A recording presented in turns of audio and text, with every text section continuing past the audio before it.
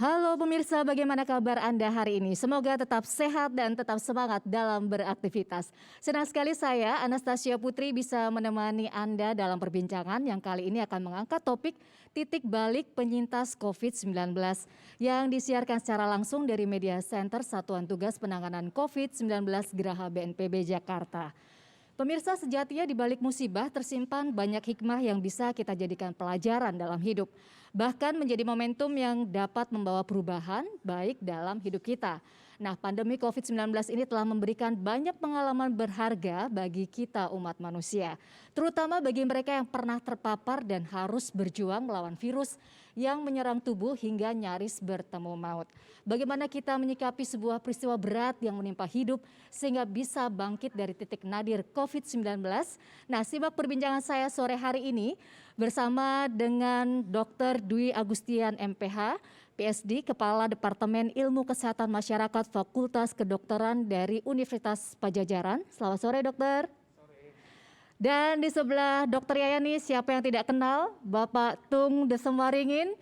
Beliau adalah motivator, penulis buku sukses dan juga salah satu penyintas COVID-19.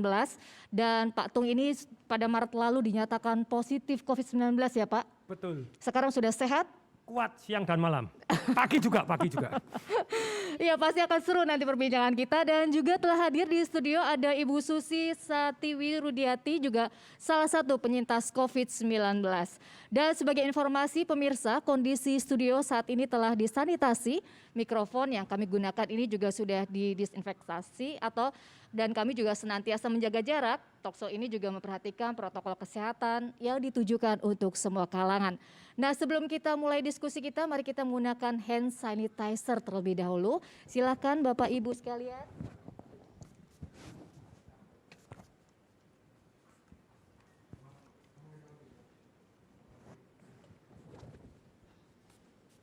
Baik. Mic-nya juga disanitizer. Baik, langsung saja saya mau bertanya nih ke Pak Tung.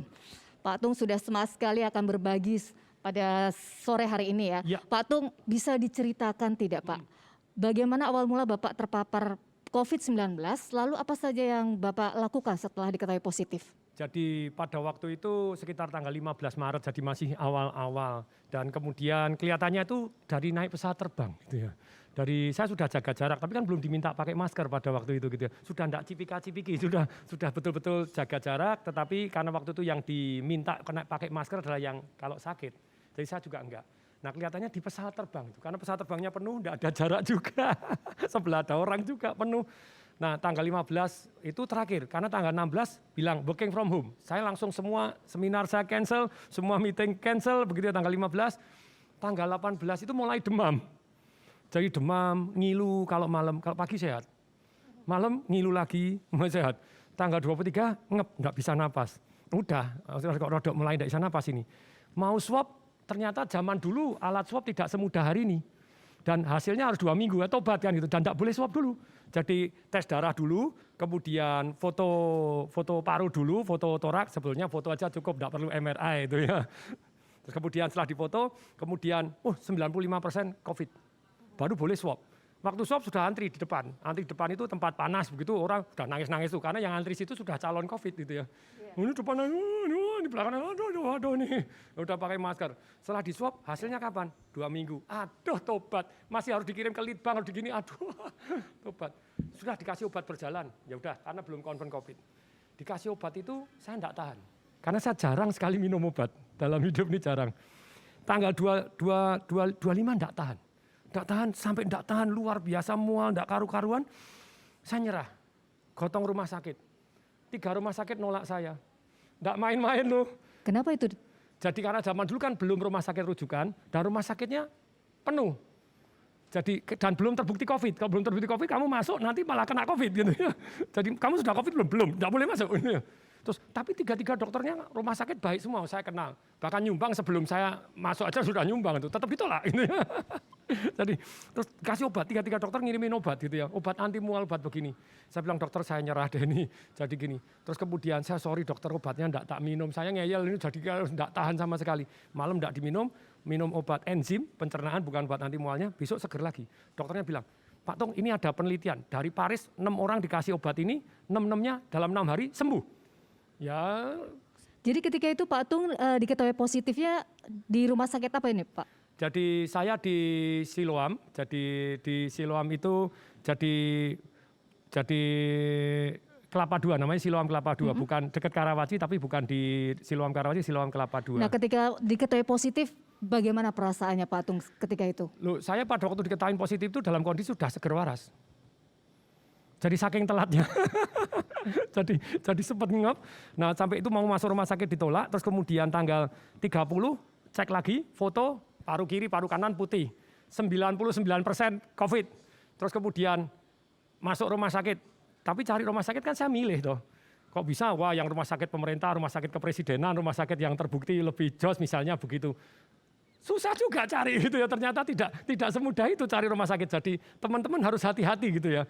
Kalau ketularannya banyak, sekarang orang antri masuk rumah sakit bisa, mau cari ventilator tidak dapat, mau gini ya repot juga. Betul secara persentase, kalau kita kan bilang nanti ada persentase yang saya share, kalau salah tolong dilalat gitu ya. 95% kan sembuh. Tapi kalau kita kena rame-rame bareng-bareng seketika, Anda masuk ICU tidak bisa, masuk begini tidak bisa, tobat juga. Nah yang menarik nih Pak Tung kan juga seorang motivator. Ketika pada saat itu Pak Tung positif COVID-19, itu ada perasaan panik, ada perasaan ketakutan, ada perasaan tidak. apa gitu? Saya kan belajar statistik, saya lihat tidak, tenang. Saya umur 52 tetapi dalam hal ini kondisi fit, sangat sehat dalam arti tidak punya penyakit bawaan, sembuh. Tapi, nah ini tapi 30 malam, saya masuk rumah sakit 30 malam. Begitu masuk rumah sakit 30 malam, itu nah kesalahannya satu ini. Saya diinfus toh, saya tidak minum. Jadi kalau minum itu betul-betul secara ilmiah, tolong ini para dokter perhatikan, rumah sakit tolong perhatikan saya, ini himbauan saya. Saya di rumah sakit itu tidak diwajibkan minum. Bu Susi apakah diwajibkan minum?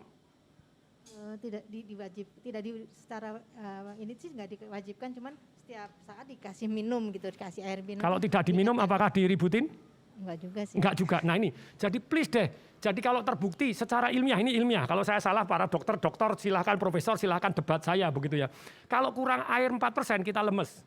Kurang air 7% kita sakit. Kurang 20% mati. Oksigen kurang 20% kita enggak apa-apa. Kurang air, mati. Nah coba, pada waktu kena COVID itu katanya darah mengental tuh.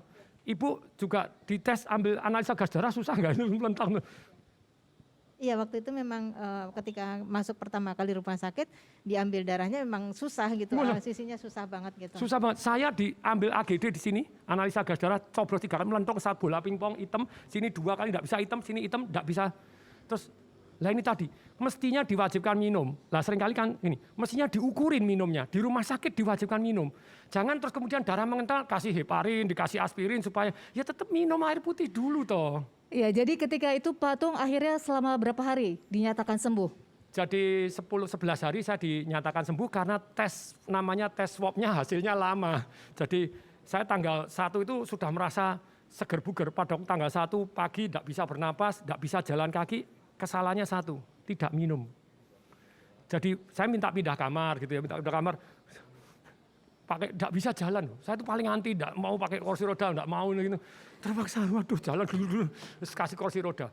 Terus tanggal 30 masuk, 31 krisis luar biasa. Lah kalau dibilang tadi, oh tidak panik, coba Anda menggigil tidak karu-karuan, jalan tidak bisa, terus napas tidak bisa. Kalau napas tidak bisa, panik tidak kira-kira, ayo. Anda, Akak. Ini motivasinya lali, lupa ini sudah. Ayo semangat doi, bernapas susah benar.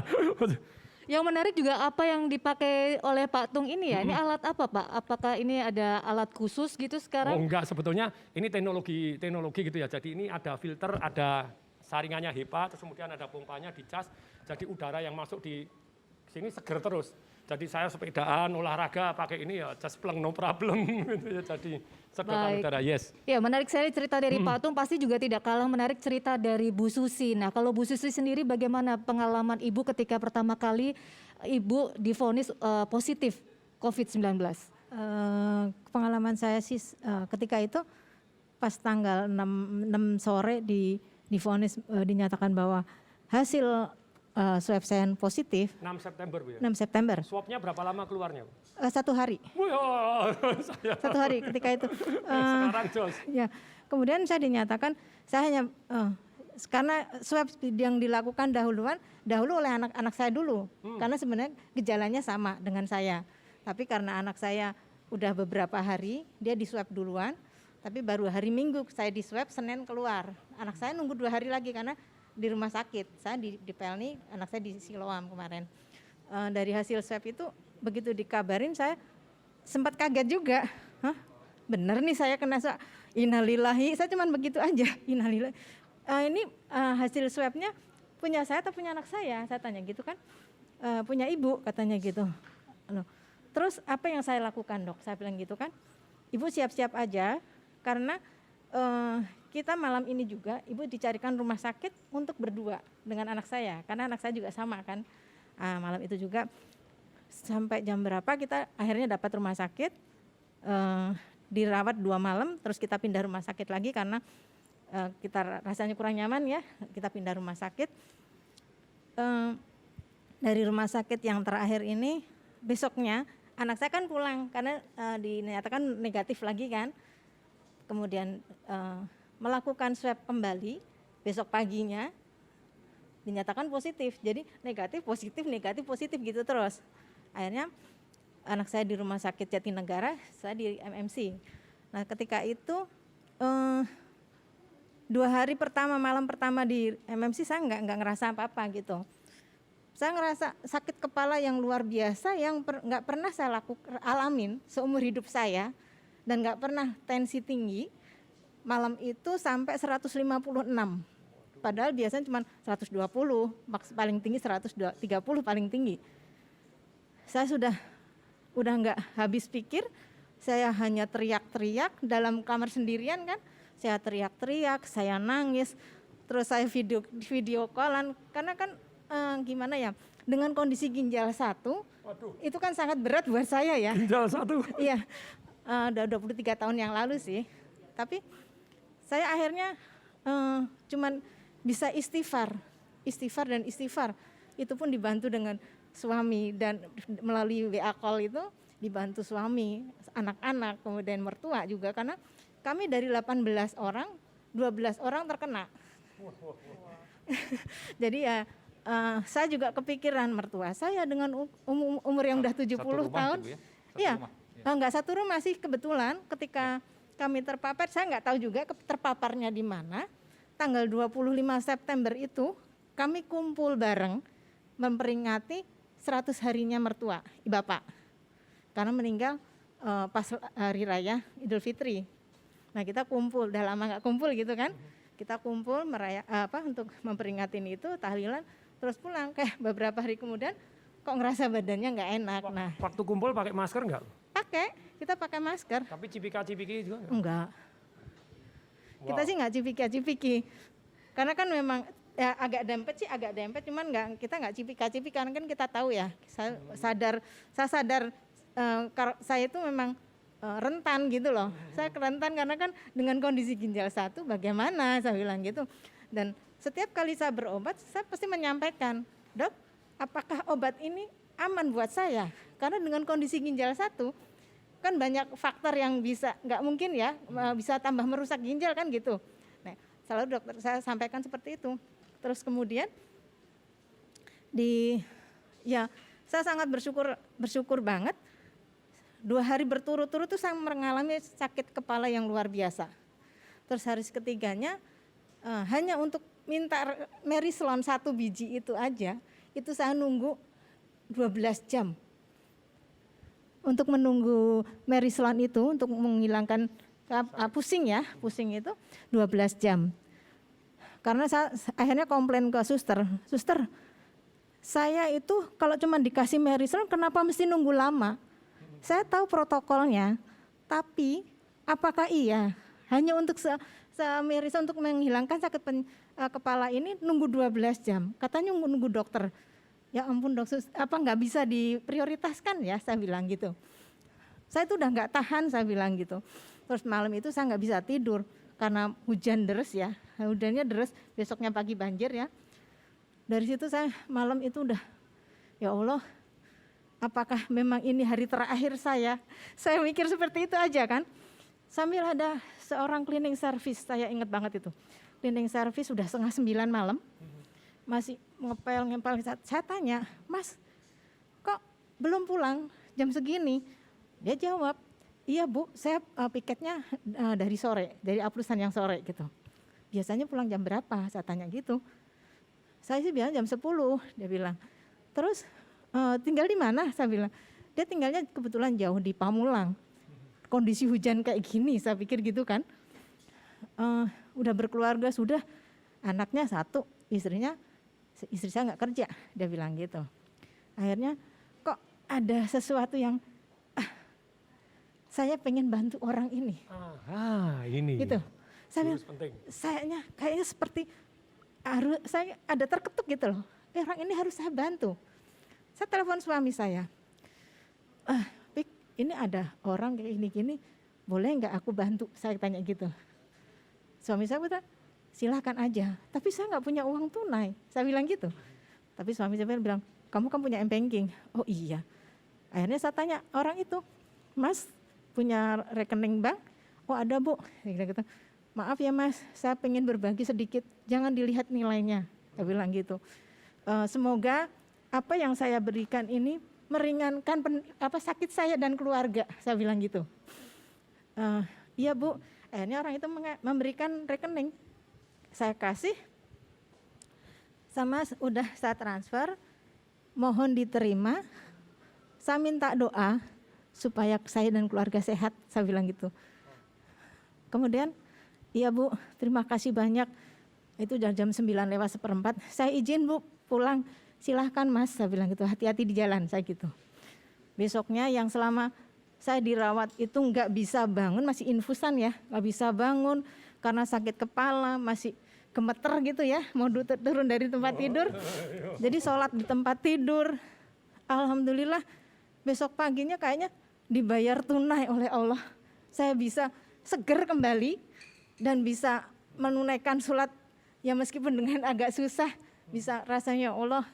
Mungkin ini yang selama ini apa yang diceritakan orang dan saya baca, ternyata memang benar-benar dengan sedikit sedekah kepada orang yang membutuhkan, itu benar-benar meringankan kita semua gitu. Alhamdulillah beberapa hari kemudian ketika diswab, nomor 1 saya tahu duluan, saya negatif. Kemudian diikutin dengan keluarga yang lain. Akhirnya ya Allah, mungkin memang apa yang saya alamin ini harus berbagi dengan orang lain meskipun sedikit gitu ya. Itu aja sih pengalaman saya. Iya, jadi kekuatannya justru dari membantu orang ya Bu ya, Ibu bangkit kembali. Iya. Ya, ini Dokter Yayan, ini menarik ya Dok. Kita sudah hampir 7 bulan lebih nih menghadapi pandemi COVID-19 ini. Tapi kasus positif juga masih saja terus terjadi. Kira-kira faktor apa ini Dok? Ya, mari kita lihat dulu ya, karena memang pandemi COVID ini, virus ini memang unik ya. Kita lihat sejarahnya, memang ini bukan peredaran SARS-CoV atau disebut SARS coronavirus yang pertama kali, karena kalau kita lihat secara sejarah pada tahun 2002, 2003, SARS-CoV ini pernah beredar yang disebut dengan SARS-CoV-1 ya, di Hong Kong waktu itu. Kalau kita ingat dulu kita dengar bagaimana SARS-CoV-1 itu menyerang Hong Kong dan itu lebih mengerikan karena fatality rate-nya itu lebih tinggi ya, sekitar kalau tidak salah 20% ya. Nah, hanya yang unik ya kalau kita lihat dari virus ini, SARS-CoV-2 ini adalah dia mudah sekali tertular. Sangat mudah tertular. Ya. Ditambah dengan pola perjalanan global yang sangat kuat ya. Saat ini yang kalau kita lihat dibanding 10 tahun lalu, mungkin rate flight perjalanan penerbangan itu luar biasa berlipat-lipat ya.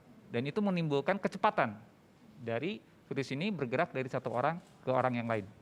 Nah, ini yang membuat virus ini memang hanya bisa menimbulkan wabah seperti ini di dunia modern, di mana teknologi sudah memungkinkan orang berinteraksi dengan sangat cepat.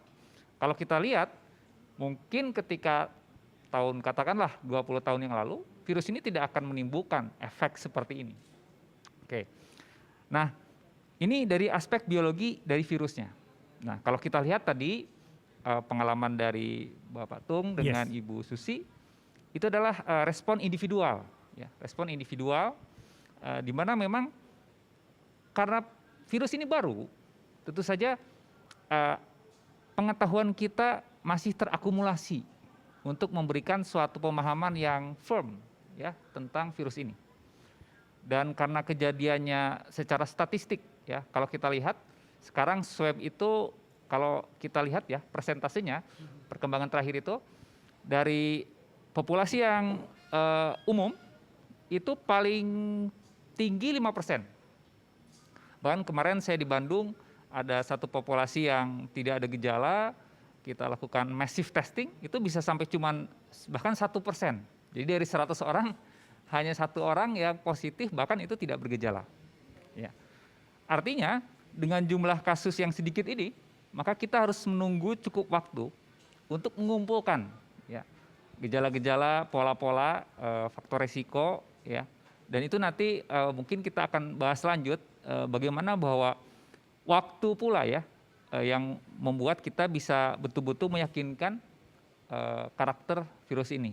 Sebagaimana tadi disampaikan dari 2 orang ini. Jadi ini kemudian nanti bukti-bukti ini kita kumpulkan, data-data ini kita catat dengan baik, dan kemudian baru kita bisa melihat pola yang sesungguhnya. Jadi kita ini masih berproses. Demikian. Ya, saya yakin juga Pak Tung dan Bu Susi terus berproses ya, termasuk adalah titik baliknya. Nah, ini kita bicara tentang titik baliknya nih Pak Tung. Ya. Kira-kira pengalaman berharga seperti apa yang Bapak peroleh selama menjalani masa karantina? Jadi kesehatan itu bermanfaat sekali, dan kemudian saya tahu persis bahwa Tuhan ngasih kita itu pasti ada maksud baiknya, begitu ya. Nah, saya mau sampaikan apa yang hasil yang saya renungkan selama sakit sampai hari ini, begitu ya. Satu, tadi minum itu bukan air putih biasa, tapi istilahnya air putih hangat, oke ya. Kalau Anda dalam kondisi menggigil, Anda minum air putih banyak dan langsung tambah menggigil. Jadi air putih hangat. Terus berapa? Bukan 8 gelas, 8 gelas loki atau 8 gelas bir liter, jangan dong. Orang bilang, ya Pak, ya normal atau 8 yang itu loh, yang 250 cc. Enggak, salah gitu loh. Itu saya hasil belajar mendalam ini tadi, sesuai dengan berat badan kita. Kalau Anda binaraga berat badannya 120 kilo, minum 8 gelas doang, 2 liter kurang, 30 cc per kilogram. Ini teman-teman, ayo itu yang ilmiah gitu, ayo jangan gini, saya juga ilmiah, ayo sama-sama ilmiah, kalau saya kurang ilmiah tolong di tabayun, ayo mari kita bukain bukti-bukti ilmiahnya. Jadi minum 30 cc per kilogram. Yang kedua, sekarang pertanyaan saya tadi, apakah dokter sudah mewajibkan? Kenapa hanya minum obat saja yang dikasih jadwal? Kenapa enggak minum air putih di jadwal? Kalau air putih betapa pentingnya, satu. Kemudian berikutnya yang kedua, pernapasan. Ini saya sampaikan, saya punya bukti ya pernapasan. Jadi saya tanggal 1 itu sudah krisis luar biasa. Saking krisisnya, saya sampai WA terakhir untuk istri saya, pesan, if something happen begini. Istri saya baca udah nangis gak karu-karuan ya. Jadi berarti saya krisis banget. Jadi saya mungkin ini bablas loh ya. Bisa jadi ini enggak boleh sembarangan, enggak boleh cuma pede aja. Orang pede 100% seringkali halusinasi, enggak siap gitu ya.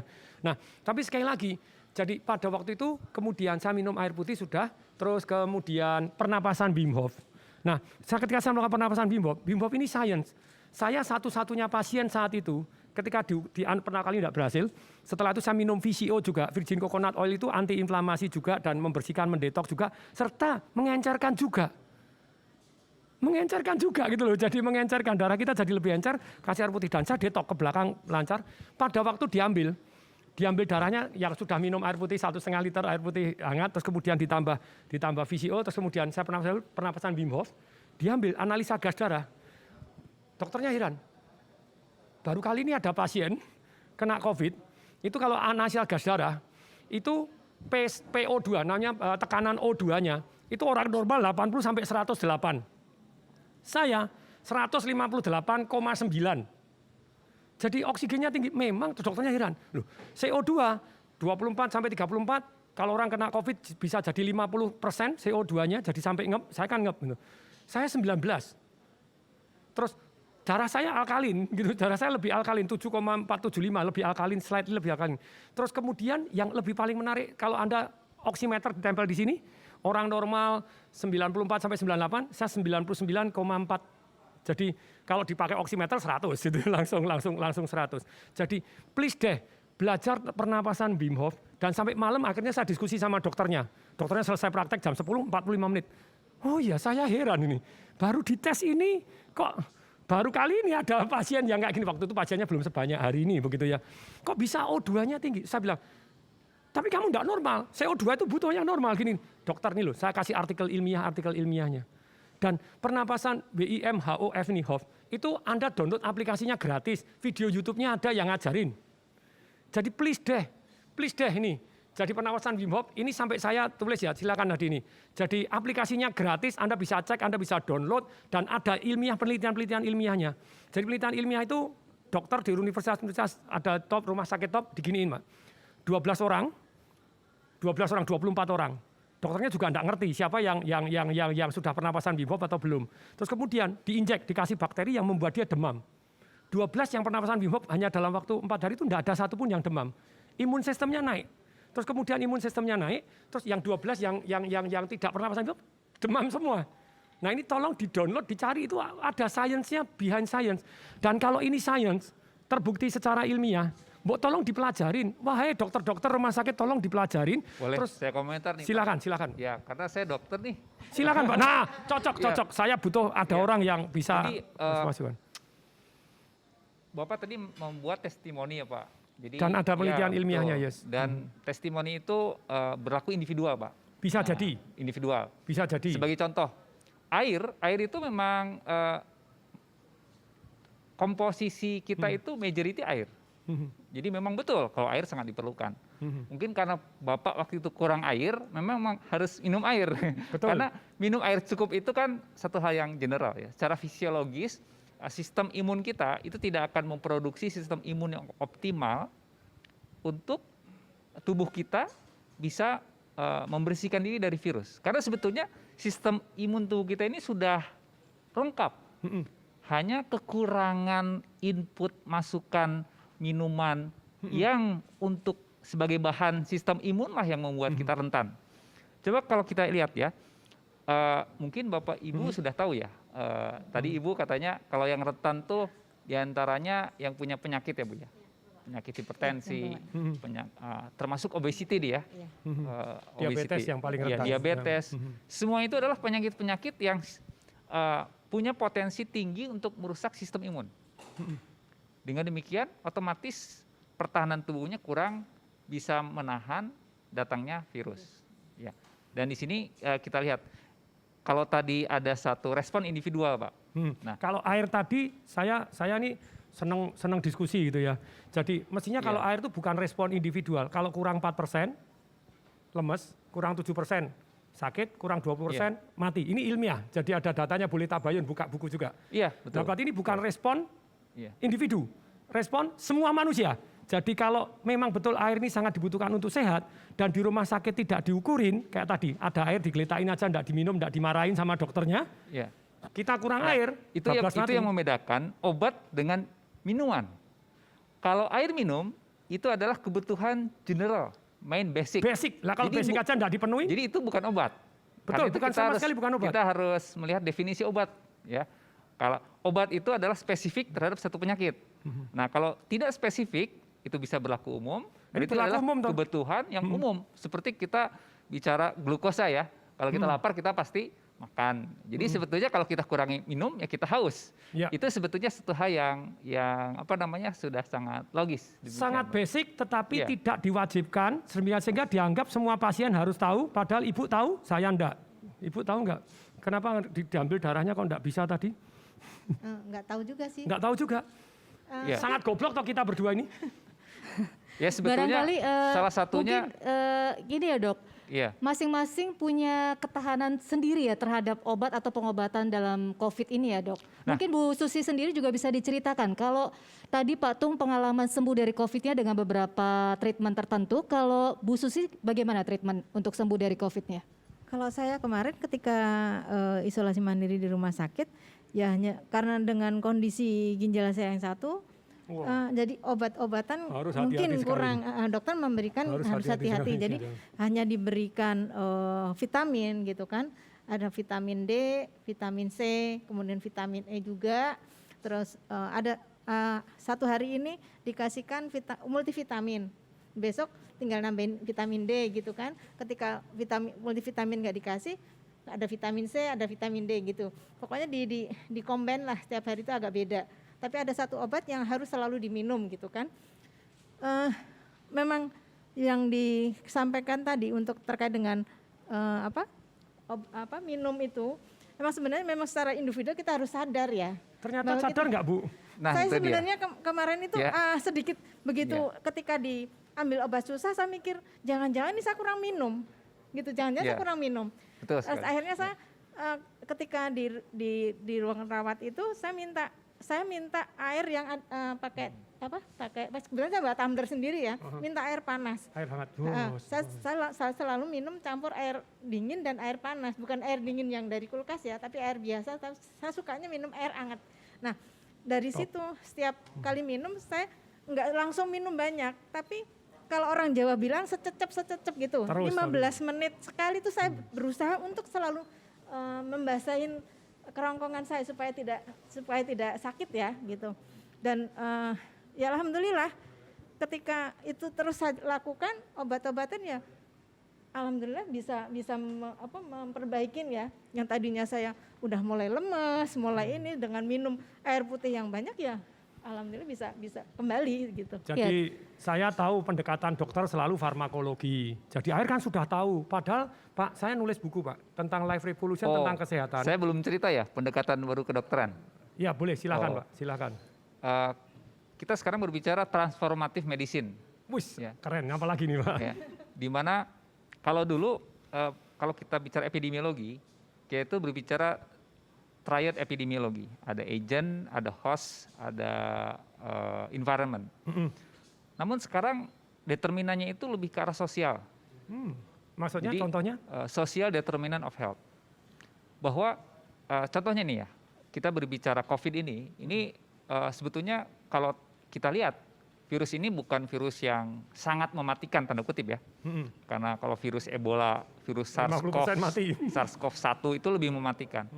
Hanya virus ini membangkitkan justru momentum bagi kita ya untuk melihat bahwa perilaku kita itu sangat rentan terhadap virus yang sebetulnya tidak memastikan. Ini ironis ya. Sehingga determinan dari kesehatan dan kesakitan itu bahkan sekarang diyakini sampai ke 40%. Perilaku ini. Artinya fungsi kesehatan itu tidak lagi pure biologis. Tapi sudah kaitannya dengan perilaku. Artinya perilaku ini sangat mempengaruhi biologi kita. Contohnya perilaku yang mempengaruhi biologi, saya merangkap host, Mbak Putri saya bantu. Ya. Silakan Pak Tung. Karena saya senang diskusi, sampai Iya. malam bisa ini Pak. Ya, barangkali mungkin bisa cerita nih pengalaman ya, waktu dirawat ya, apa yang membantu, apa yang tidak membantu. Secara aspek medis, aspek psikologis, aspek sosial. Nah, Mungkin bisa cerita nih. ini keren banget ini. Jadi saya senang jadi ternyata Iya. dari dunia kedokteran ini sudah bukan hanya farmakologi tetapi juga aspek perilakunya. Jadi salah satunya yang sampai saya gemes Pak gitu ya. Gemes. Iya. Apakah tidak ada penelitian bahwa kalau orang yang gembira itu kemungkinan sembuhnya lebih tinggi daripada yang cemas, yang sedih, yang panik, yang kecewa, yang patah semangat? Sebetulnya ada penelitian banyak sekali. Saya punya penelitian Pak, mau buka-bukaan ayo dari Harvard University yang jadi happy advantage begitu ya. Wah penelitiannya seru sekali, datanya ratusan ribu orang dari sekian puluh negara kan gitu ya, berpuluh-puluh tahun. Tapi pertanyaan saya, kalau memang betul hati yang gembira, kan saya ada punya perilaku Pak. Pada waktu saya sudah mau bablas itu, terus kemudian ditelepon sama teman, katanya kamu pesen terakhir ya, nanti kalau diiyain sungguh cilaka loh gitu ya. Oh dicabut enggak ya, dicabut. Terus ayo, percaya ya, hati yang gembira adalah obat. Terus mulai nyanyi-nyanyi. Gembira ria, hati yang gembira adalah obat. Obat yang manjur, amin, amin. Dokter, suster, cleaning service, semua masuk sajak nyanyi, sajak joget-joget. Nah, kalau sekarang terbukti bahwa perilaku, saya enggak tahu, silakan dibuktikan kalau saya bisa membuktikan gitu ya. Bahwa yang namanya perilaku gembira ini tadi menyehatkan, jauh lebih menyehatkan daripada orang yang panik, takut. Ibu saya dengar sama dokternya disuruh gembira, betul ya? Iya. sama dokter parunya Iya, jangan dokter, panik, suruh gembira. Iya. Diajarin caranya nggak? Kalau gembira kan tergantung kita sendiri ya. Nah, Bagaimana? Iya. sebetulnya ada ilmiah, Bu. Nyanyi, tapi nyanyinya jangan yang sedih-sedih, no. Nyanyi yang gembira, joget gembira, nonton video gembira. Nah, kalau itu memang betul dan kalau itu pendekatan perilaku, mestinya dikasih jam toh. Jam sekian minum air putih karena tidak semua orang pinter tahu harus minum gitu. Kalau tidak minum padahal bahaya sekali. Jam sekian melakukan pernapasan yang membantu itu Iya, tapi artikelnya jangan semua. lupa Pak, kalau gembira tapi nggak minum 3 hari juga bisa masalah Pak. Makanya harus komplitan. Harus komplitan. Nggak gembira terus kemudian Ya, yang jelas karena COVID ini memang belum ada obatnya ya gitu ya. ya karena Nah, belum jadi ada obatnya. salah Alangkah baiknya satunya kita meningkatkan imun. psikologi ya. Psikologi Salah, Mbak. juga Salah, Mbak. salah satunya. Ada obatnya, tapi belum kita temukan. Betul. Oh iya. Iya. Ya. Saya suka optimismenya. Yes. Ada obatnya tapi belum ketemu. Ya. Jos, Betul. dahsyat. Dalam proses. Nah, dokter, ini ada pertanyaan juga nih dari media, kalau boleh saya bacakan, dari Alia Waroha, nih Radio Manggis Kota Jambi. Dokter, apa saja gejala ringan yang dirasakan orang yang terkonfirmasi positif COVID-19? Ya, sebetulnya gejala COVID ini ringan pada umumnya, kecuali sesak nafasnya Pak. Nanti kita bahas sesak nafas itu berat. Waduh. Tapi ada yang unik dari virus ini ya, karakter dari sini. Ya karena hampir mirip-mirip Iya. dengan flu gitu ya. Yang mirip flu itu bisa kita sebut ya, demam, nyeri tenggorokan, batuk. Itu tipikal 3 itu. Bisa disebut dengan ILI, influenza-like illness. Tapi ada satu yang unik, tidak bisa membaui. Saya ingin tanya nih, Bapak waktu itu bisa membaui sesuatu nggak? Saya membaui itu tidak merasa bermasalah karena mungkin Oh, dari dulu oke. tidak begitu peka terhadap Iya. bau. Kalau Tapi ibu yang jelas gimana? makan tidak Nggak selera? nikmatin. Nggak selera ya? Jadi makan tuh rasanya tidak enak. Nggak enak ya? Itu salah satu tandanya itu Pak. Ya, Iya. mati rasa gitu. Kalau saya sih kebetulan kemarin gejalanya bukan yang tidak bisa mencium ya, tapi saya lebih ke badan saya tuh lebih pertama kali tuh ngilu semua gitu. Linu. Ngilu semua Linu, gitu. iya. Seperti orang apa? Flu tulang. Flu tulang dibilang Oke. gitu. Saya terang. juga. Ini individual respon ya Bu ya? Iya. Jadi ibu benar, bapak benar. Tapi secara statistik, itu yang unik dari penyakit ini adalah anosmia ya. Tidak bisa mencium Mencium. bau. Itu bisa berimplikasi ke kalau makan nggak ada rasanya. Masak seenak apapun Iya, nggak ada rasanya itu ya. Saya Mau makan waduh tobat itu. Iya, itu Turun yang 5 unik. kilo. Barangkali gejalanya ringan. Tapi kalau sampai sesak dan seperti terhimpit dadanya ya, sakit. Nah itu gejala tanda bahaya ya. Ya. Ibu ngalami toh sesak napas. Sempat sih Pak, hanya semalam aja rasanya seperti tertindih sesuatu gitu berat Ya, banget. berat ya. Nah kemudian langsung dikasih oksigen aja dan Itu obat. pada waktu sesak bisa tidur nggak? nggak bisa, Nggak nggak bisa, bisa ya itu. tidur. Ya. Saya enggak bisa tidur, panik, ada kalau coba dipencet hidungnya enggak boleh bernapas coba. Kakak, panik loh Anda. Iya, sekarang Pak Tung dan Bu Susi alhamdulillah sudah sembuh. Nah, Puji mungkin Tuhan, terima kasih. ada perubahan perilaku lagi nih. Kebiasaan apa, seperti apa yang menjadi berubah setelah mengalami pengalaman menjadi pasien COVID-19 ini? Silakan ladies first. Ibu Susi monggo. Kalau saya perilaku yang selama ini saya lakukan yang tadinya agak nggak peduli, sekarang jadi kayak orang parno. Jadi begitu masuk pulang kantor, sebelum ini kita disemprotin dulu tuh pakai Sanitizer. udah disemprotin semua barang-barang taruh dulu ya. Kemudian sepatu dilepas, tangan kemudian sampai begitu masuk rumah, buru-buru masuk kamar mandi. Mandi dulu. Jangan duduk dulu, saya bilang gitu. Siapapun berlaku, karena kan takut kena lagi ya. Jadi parno itu tadi, itu yang saya lakukan kepada semua anggota keluarga yang ada di rumah. Ya. Jadi memang lebih sering cuci tangan, sampai kemana-mana juga bawa hand sanitizer, mau makan apa disemprotin dulu, jadi kayak orang parno gitu. Tapi ya alhamdulillah sih, semoga bisa berjalan terus seperti itu ya. Kalau Pak Tung? Kalau dari saya pribadi itu kan pada waktu saya tuh hampir bablas bukan sekali sebetulnya dalam kehidupan ini. Hampir kena tsunami waktu lagi naik cruise pergi ke Phuket sana, 1 hari belum mendapat, terus keracunan dosis berat merkuri, jadi hampir bablas berkali-kali. Tapi kemarin tuh paling tajam. Kenapa paling tajam? Jadi apa yang betul-betul saya inginkan ya? Kalau saya dikasih Tuhan umur panjang lagi itu apa? What I really want in this life gitu ya. Jadi tentu saja saya sampai nulis gitu ya. Dan kemudian bukan hanya nulis, langkah apa yang harus saya lakukan. Contohnya, saya harus tambah bijaksana. Oke, tambah bijaksana langkahnya apa? Baca buku, nonton YouTube yang bermanfaat, mendengarkan.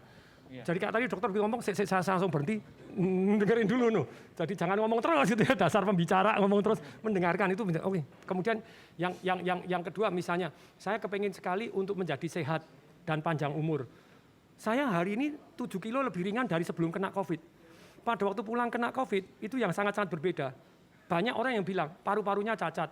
Ternyata cacat itu saya konsultasi sama dokter paru itu tergantung. Jumlah kena paru-parunya kalau di atas 50% biasanya cacat gitu ya. Kalau misalnya Anda sifatnya keloid, kayak luka keloid, Anda cacat. Tapi kalau enggak cacat.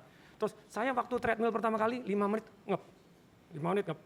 Saya usaha berbulan-bulan untuk treadmill itu sampai jantung terus tetapi hari ini treadmill saya 1 jam oke. Terus push up 5 kali enggak kuat, enggak ngangkat. Mati. Sekarang kemarin 260 saya. 260, jadi saya percaya terhadap satu yang namanya peningkatan bertahap. Saya percaya terhadap satu yang namanya progres yang bisa dilatih. Itu yang beli sistem saya. Dan saya makannya, saya dengar yang di Tiongkok sana katanya yang nabati itu gak ada. Hari ini saya makannya sayur full color, karbonya rendah. Karena orang itu yang vegan itu kelemahannya full karbo, Mas Yan.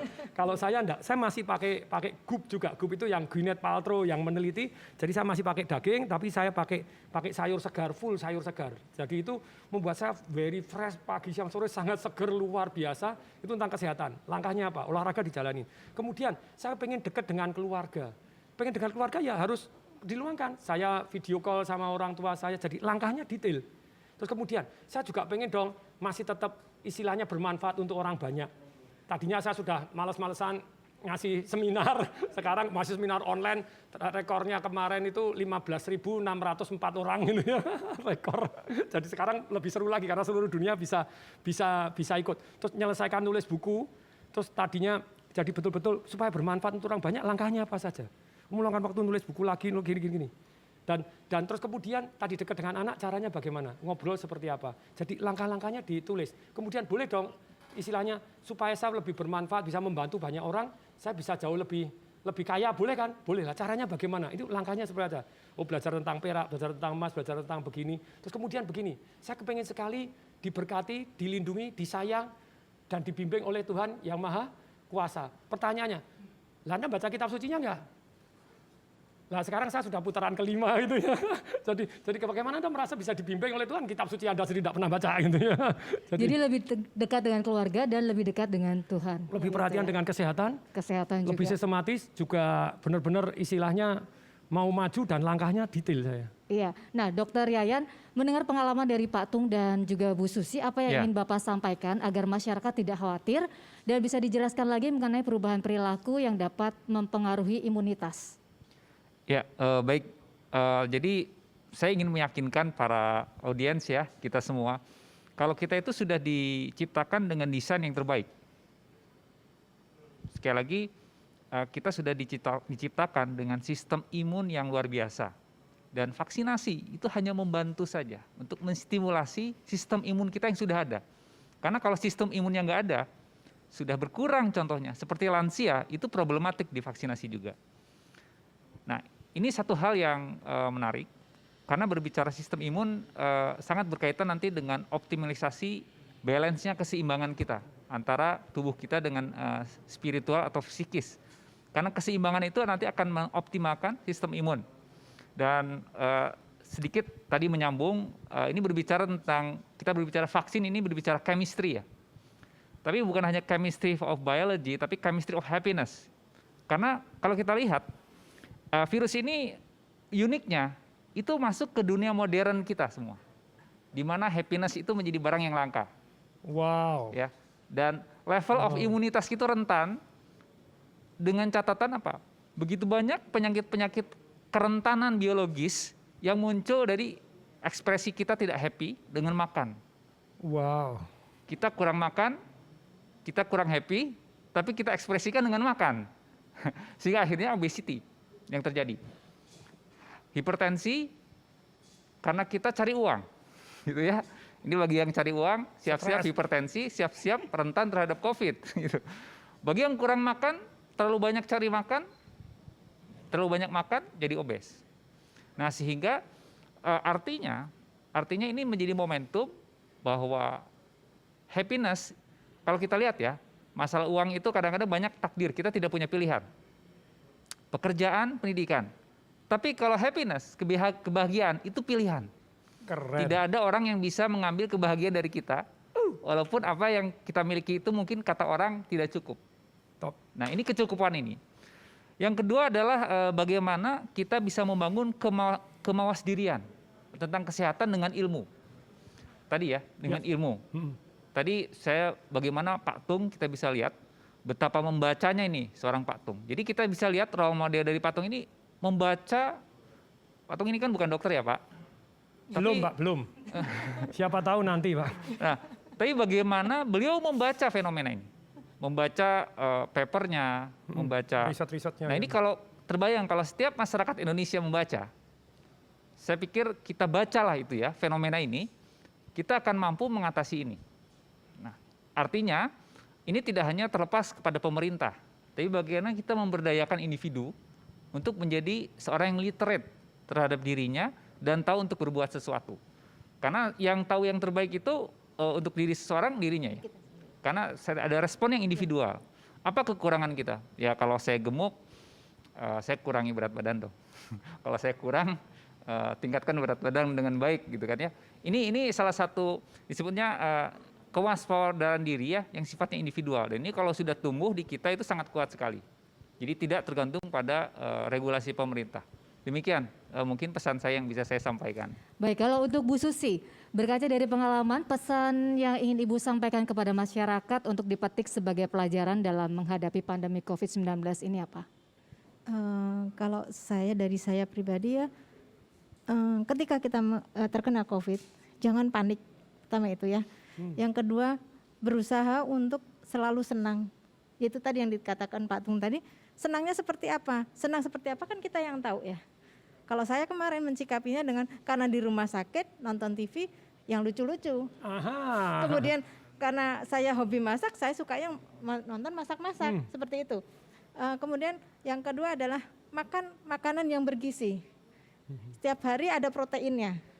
Kemudian istirahat yang cukup. Jangan lupa berbagi walaupun sedikit. Siapa tahu itu meringankan beban yang sedang kita alami saat ini gitu. Itu aja sih. Ya, kalau untuk Pak Tung silakan. Ya, jadi pesannya itu ada 3 begitu ya. 1 kepada yang belum kena. Kena itu enggak enak. Mungkin Anda OTG tidak tanpa gejala, tapi nularin orang lain kalau dalam jumlah banyak masuk rumah sakit harus antri tobat. Dan sekarang klaster yang seru itu adalah tadi Pak, makan-makan bersama Pak. Jadi dokter pun juga bisa kena, saya tanya dokter kok bisa kena? Dan Anda jangan sembarangan, orang sudah kena bisa kena lagi. Dokter di Karawaci di tempat saya 2 kali kena. Dia sudah Itu kena. betul ya dokter? Ya dokter juga manusia. Oh, iya. Dan bisa kena ya. Dan Kena lagi kadang-kadang- bisa ya? Yang sudah kena dan lagi bisa ya? Sifat manusia lupa. Ya. Lupa diri, sudah kena enggak perlu gitu ya. Bisa Ya. kena lagi. Nah, jadi 1 kalau Anda yang belum kena, klaster yang seru sekali itu sekarang itu adalah makan bersama. Anda ada kondangan, ada tadi yang tadi Anda kalau makan kan mesti lepas masker. Lepas masker masuk makan tuh diem-diem. Iya, ngobrol. Mesti ngobrol. Nah, itulah baik di AC, baik tidak di AC. Teman-teman kalau di AC lebih parah lagi. Tapi kalau tidak di AC pun Anda makan, kondangan, makan bersama, dilepas maskernya. Aduh saya ngeri terus, wes deg-degan terus gitu ya. Dan kalau bisa di rumah. Kalau Anda terpaksa kerja tapi jaga protokol kesehatan. Dan please pada waktu makan ini please perhatikan. Bukan hanya sekedar cuci tangan, Anda makan, Anda ngobrol, Anda buka. OTG orang tanpa gejala nularin orang lain. Itu kan bahaya 1 itu. Jadi please deh perjadikan, apalagi sebentar lagi liburan tuh nih. Halo, woi liburan Anda pulang, ketemu saudara-saudara makan bersama lagi, woi. Insap, boy. Tapi kalau nggak liburan nggak bahagia Pak Tung. Lah ya tapi liburan terus pulang nggak bahagia gimana? Ayo. Banyak cara untuk bahagia ya. Banyak cara untuk bahagia, tapi Banyak nonton cara. lawak, joget-joget gitu aja Ya, senang ya. juga. Gitu Nanti ya. bisa belajar sama Pak Tung nih. Yes, gitu ya. Saya sampai punya Pak, saya sampai baca sekian puluh buku tentang Ya. happiness Pak, gitu ya. 1000 cara untuk bahagia ya. Dan jadi satu itu yang belum pernah please jaga, apalagi kalau Anda makan bersama, janganlah gitu ya. Jangan makan bersama lah, saya makan sendiri-sendiri dulu, makan bersama jaraknya 3 meter gitu ya. Tapi ya sama, jerot ya. Kemudian yang kedua untuk yang kena tadi, Anda dijadwal minum air putih hangat, 30 cc per kilogram berat badan, karena itu basic. Sangat basic, Anda luput ini. Dan saya pesan ini juga kepada rumah sakit dan pada dokter, selain dijadwal untuk obatnya, please dijadwal untuk minumnya. Walaupun itu Gitu. Masih ditanya kali ya Pak Tung ya. Sudah minum Sudah belum? berapa kali gitu? Mana Berapa kali? ukurannya? Diukur. Ya. Lu saya nganjurkan orang untuk minum aja, bisa lupa minum karena enggak pernah sakit. Jadi di infus enggak usah minum, padahal harus minum gitu. Lupa diri. Lupa diri tadi, Iya. betul lupa diri. Silakan bener.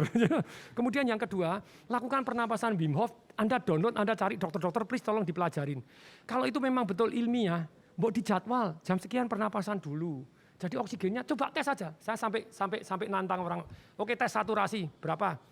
Anda mau berapa? Saya bisa Pak, nyetel saturasi Pak. Mau minta 45? Kadar oksigen saya turunin, saya bisa.